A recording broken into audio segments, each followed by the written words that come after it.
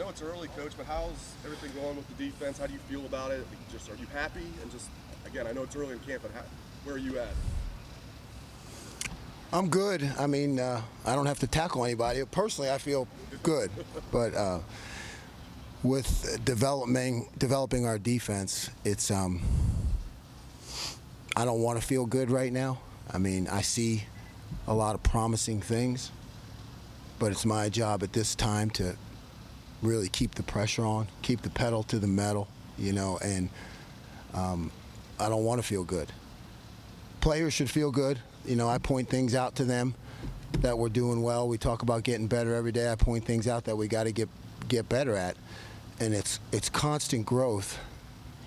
So now with the pads on, we're starting to add in the toughness factor, and that's critical because no matter what we do scheme-wise, we're going to have to line up and win one-on-one. So I feel like our defensive line, the rushmen, a lot of depth, a lot of guys coming off the ball. We do third down, 7-on-7. It's a lot different than third down, with two lines in there because our D line, when we unleash them, and we're going to find ways to unleash them, they get after the quarterback. They get after it in the run game. I think between Tommy and Steele have been really solidifying things at linebacker. I like Cody and Taraja mixing in, and Chip and CJ and EA's been kind of a float-around guy for us. I feel like we have potential there for depth, but still developing. D-line is they're in and out, back and forth, and it really doesn't matter who's in there because we're aggressive and attacking. Seeing the safety show up as they learn the system, like a guy like Lathan, who I did not get a chance to be around much, he's great at pulling his trigger. I mean, like, he can see things and really react. So he's been a pleasant, not a surprise. I'm just saying it's great to see him in there because, between Proctor and Ronnie and Tanner and Cam took some reps at corner today. I think Jansen took some reps at corner. We've been a little banged up at corner, So, and particularly with our corners and safeties, we're going against the most elite receiving core and passing attack in the country. So, that competition is always ongoing, and it's always going to be something where we're striving to reach that level. But we'd rather be in those matchups now because I feel like whatever we get during the season, our guys are going to be prepared for, because in the passing game they're getting matched up all the time against the best in the country. Jim, is that situation at corner a long-term concern or just something you deal with in camp? I think it's long term, right? I think we're going to have to keep those guys fresh. What are there, six scholarship guys, I believe, right?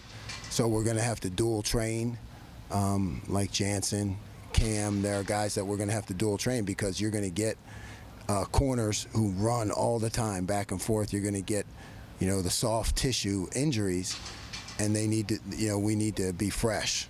So I feel like it's definitely something that we are keeping our eye on and trying to make sure that we get multiple guys there, repetitions. Do you think Jordan will be back soon? That's above my pay grade. You mentioned Cody Simon. Obviously, he was hurt the end of last year. What have you seen from him? I've seen, Cody has great football acumen, great football intelligence. He's tough. He knows that he's learned the defenses, even though he didn't get to play in spring, but he's been around it. I mean, play as much or as full go as he would have liked to have been in the spring.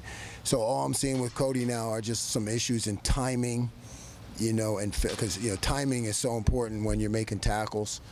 Just him kind of getting the rust off, but I really like what I've seen so far. Where is Lathan playing? You mentioned your Lathan's been playing all three of our safety positions. You know, we're really trying to find a way to get him involved, along with Court. Right, Court is a guy who is really doing well, and we're trying to find ways to get him involved. So you may see some packaging. You may see some packaging with different safeties in the game, because of the way I feel like Lathan and Court are coming along, particularly in the run game. You could see some packaging with those guys, you know, because they can play. You got a chance to see practice a couple of times. You got two separate safety groups and two separate linebacker groups. One may be more like playmaking group, and the other one more like do your job. Why take that approach when you're trying to develop guys? I don't think it was like as you described. I feel like it's just the way we kind of split things up for teaching, but it's not like that. It's not that philosophy. Jim, when you describe the sort of push and pull of installation in the spring, is that the same for a training camp, or how do you handle? Yeah, we have to keep going full steam ahead. It's a good question. So we go full steam ahead. We may tweak the plan a little bit as we go along, but we don't have the luxury that you have in the spring to just say, hey, let's push one day, pull back the next, push one day, pull back the next. Can't do that right now. We're push, maybe a little bit lighter push, but then push, so we're not backing off. You talked about having a safety-driven defense. Why is that position group so important for the team? Well, when you adjust to the college game and how spread and all the speed that's on the field, you need to be multiple in your disguises, looks, coverages, where safeties fit in the run game. And in order to do that, you need a bunch of fast, athletic guys out there who are also willing to hit, and be physical. So that's why I think the development of the safety position within this scheme is so critical. What do you think Tommy and Steele linebacker? Tommy is the quiet leader of the defense. He studies and he shows up like he knows what to do. He rarely makes mistakes. He's human. Every now and then he will. And Steele, I think, just has a confidence a little bit more than the other guys. The confidence. Because he's played, you can see that, he's played. He's kind of battle tested. Jim, as you're just going through camp here, but as you start preparing for the teams that are on your schedule, how much are you thinking about when you might have three linebackers on the field against some of the teams that you're going to face early in the year? Is it not the time for that? No, it's the time. Yeah, no, it's the time. We've been using it some, but like I said, we've also been experimenting with some things with Court and Lathan, are a couple safeties that may be able to get the job done without bringing in another linebacker. You know what I mean? So there's development at the safety position that may not make that quite as urgent. How do you strike the balance between wanting to get those best 11 on the field, wanting to have starters you trust, and then also wanting to get other guys on the field who maybe deserve to play? Yeah, it's you got it. That's why you go during camp. That's why you try to get as many reps as you can to get 1s, 2s, 3s, early on 4s. You're trying to get guys seen and reps, but this is the Ohio State, so those guys, they have to earn the right to play. So you kind of give them chances when you can, but people have to earn the right to play. Jim, you've talked about creating that moment of confusion and doubt in the quarterback. Have you seen in camp so far that that's happening, that you're going to be able to do that? Sometimes I think that we've been challenging our offense, but we have the best quarterback in the country and the most dynamic offense and the best coaches. So it's a challenge, but we're fighting. We're fighting a good fight, and you can see signs all the time that we're elevating, the level of the defense to meet the offense. They would talk about you spend all your time trying to create that split second. When that happens, what's that feeling like for you? Typically I'm watching the coverage during that time, so I'm not as focused on the pass rush unless it's a blitz or something. But if it's just our 4-man rush package, Coach Johnson does a great job with that. So I'm focused on the coverage. So it's kind of a cool feeling because you have a mental clock in your head, and then when that kind of tick goes off, you look at the rush and it's just collapsed. And we're not hitting our quarterback, but you can see where the pocket's collapsed. Somebody's come clean, but a lot, we'll still let the quarterback scramble and throw the ball, and sometimes they'll make a completion, and then you go back on film and you say, oh, we could have had him, because we're not tackling the quarterback. So that's a good feeling too. But I just like to see the coverage executed enough so that the rush can go home. So that's kind of what I'm more focused on. If you watch that video, who is somebody up front that's really caught your eye this preseason? I mean, obviously y'all haven't practiced real football too much yet. But. Yeah. I'll be honest with you. There are so many of them. It's hard to signal them out. Has anyone taken a stride since the spring in your mind? I don't know. I mean, my expectations are so high for that group, and I thought they did really well during the spring, and I thought they've all just continued to grow.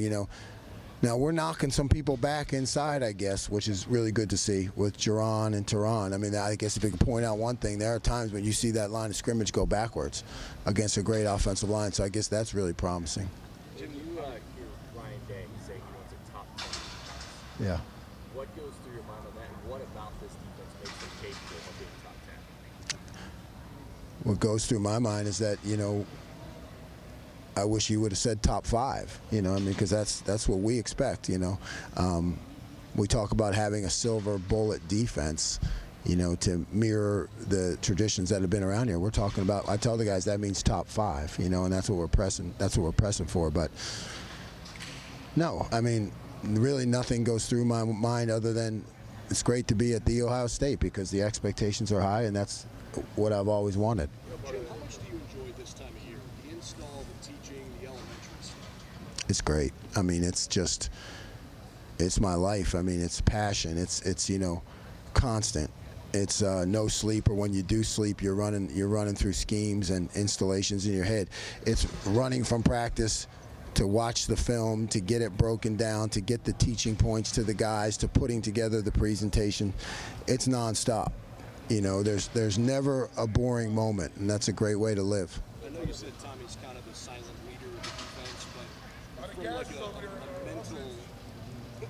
a mental IQ perspective, who do you feel like is the guy that's pushing the envelope from the mental side of the game? Ronnie, I think Ronnie is more of the vocal leader and more of the guy who runs things from the middle in terms of the adjustments.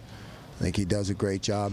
Tanner obviously knows the system, so he's helping out. But Tanner from the nickel position is not going to be the guy who really is the major interior, adjuster. That's why we call Ronnie's position the adjuster. So he's starting to really see it and learn it, and be able to get us in the right formation. Why were Cam and Jansen the guys that you looked at corner, and how did they look? No, I just asked. I asked the coaches, and the coaches talked about it, and between Perry and Tim, they decided those are guys that have exhibited that kind of foot quickness and speed and athleticism to fit the corner position. And now again, I thought they looked pretty good. I really do. I thought they made. Impressions of Cam, because he's a guy that comes in with a pretty interesting background, being a quarterback in high school, and then kind of playing all over the secondary. Yeah, very impressive. I was impressed with him since I first saw him. I think he's got a quickness, he's got a toughness, he's got a mental attitude and fortitude. He's a guy who's a playmaker, and focused, and doesn't get upset, doesn't panic, makes a play, comes back, makes another one, doesn't say much, but you can see he's locked in.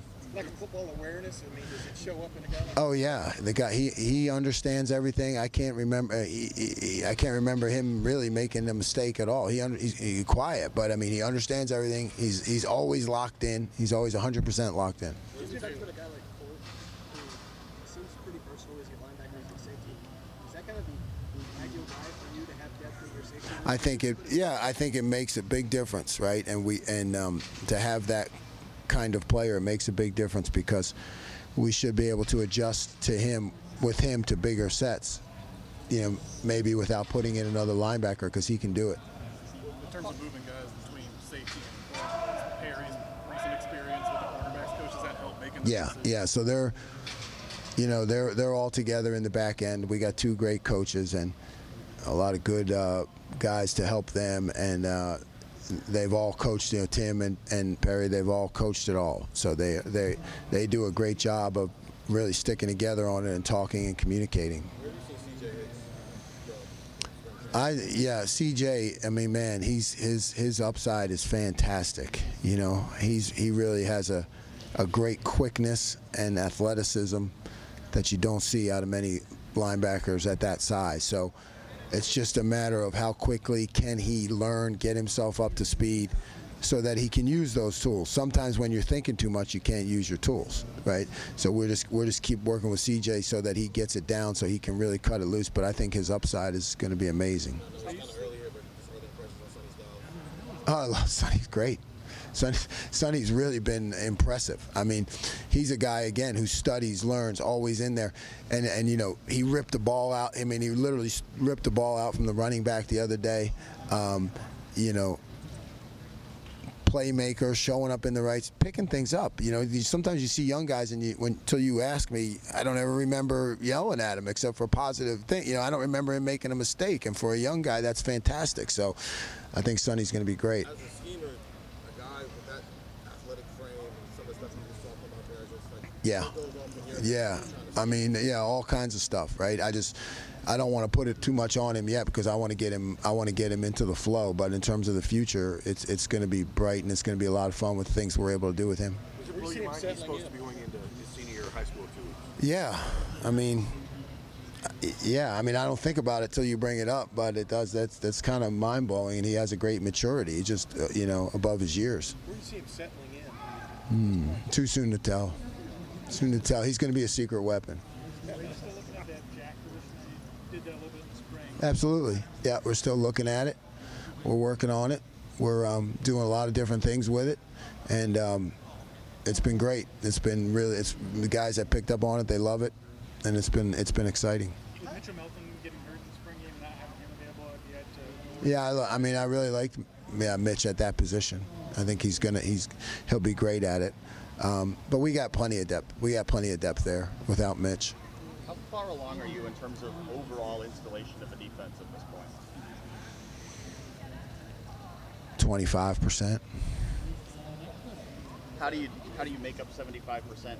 It goes. It's increasing exponentially daily. That's the go, right? We don't stop. I know that, in the spring you said you don't want guys tackling to the ground every game. You guys did do tackling in the spring game. Kind of how are you balancing that in camp? Yeah, that's really up to Coach Day. He has the pulse of the team. He's the architect. I'm just a builder. I get to build a good portion of the house, but he knows. So he'll tell us when it's time to tackle, if it's time to tackle. But I would think we'll get a couple shots at it this fall camp. Are you getting to places with this defense and this personnel that you didn't get to at Oklahoma State? I mean, just how? Early on, yeah, it took me some time to get to where we're at Oklahoma State.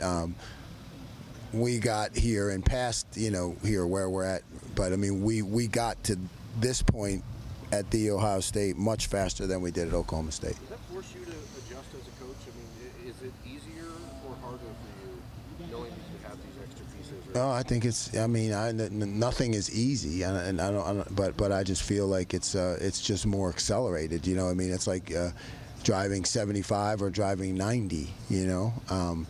You're just going faster. And it's fun. That's for sure. Jim, you ever marvel that you put something down on paper or on the schematic, and X's and O's, it looks like this, but then you get human beings, young guys, to go out and do that, get to that point, but also finish it. You know what I mean? The physical aspect of the game.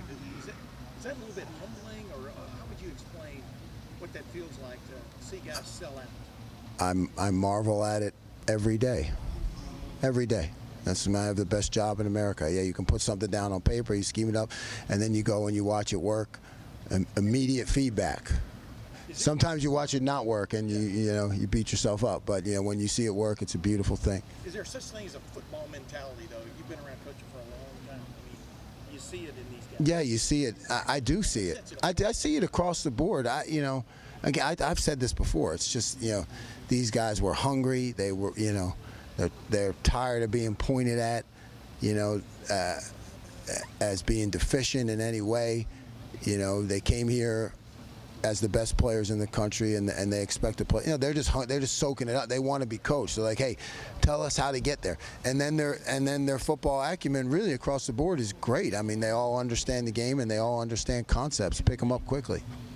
So what are as you decide whether or not you want to put out a package that has more traditional backers or something where maybe you use a guy like Court who's a little more versatile, like what are the merits, I guess, of doing each of that? How do you decide? Well, I feel like if you have a safety in there, then you still look like you're in your base defense, so the offense doesn't know what to expect as much.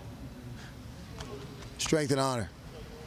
But when you substitute, right, now your package becomes limited. You know what I mean? So I think if you keep your base people or some version of it, you have a better opportunity to be multiple. Have you had many guys like a Court who can kind of function as both a backer and a safety in that kind of way that you've been able to? I mean, I've seen them over the years, but not to Court's level. I think he can be great. You talked about Lathan he's coming off an injury. What about Proctor? How's he progressing? Proctor, sky is the limit. He's progressing very rapidly. He's very talented. He could be the best in the country. He has a confidence about him. He's developed here through his career. You talk to Coach Mick.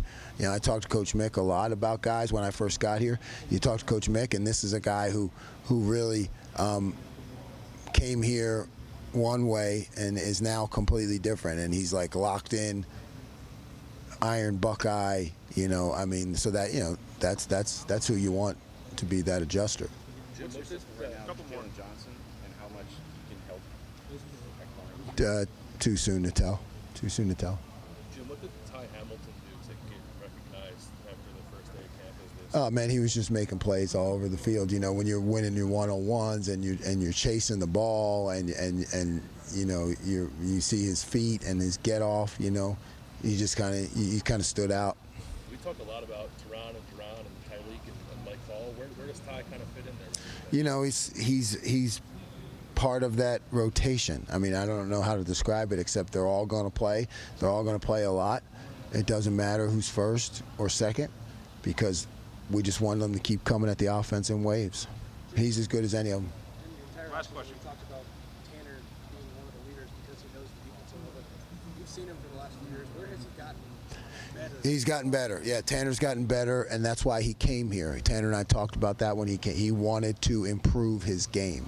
So he came here because he's going against the best in the country every day and the best offense, and he's raised his level a lot just by going against those guys every day. That's what he wanted. That's what he and I talked about, that he could benefit from this situation.